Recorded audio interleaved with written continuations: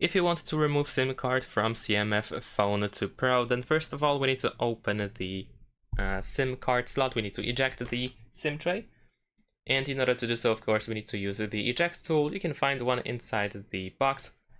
Mine looks a little bit different, but it does the job anyway. So over here we have this hole. We need to insert the tool inside this hole and then just use a little bit of force in order to remove the eject the SIM tray, I mean. And once it pops out just a little bit, you can use your fingernails in order to completely remove from the phone.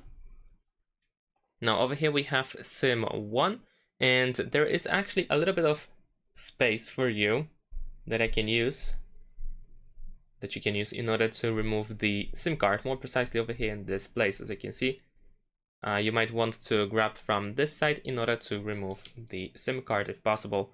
Now of course at the reverse we can also have the SIM card, but it looks a little bit different. So let me quickly try to show you how it looks like. So once we insert the SIM, it is really easy to remove. Actually, I just removed it by accident, but in general, you can just try to scoop it out from this side over here because we have lots of space to remove it. Alright, so once we remove the SIM card, we can just place the SIM tray back into the phone.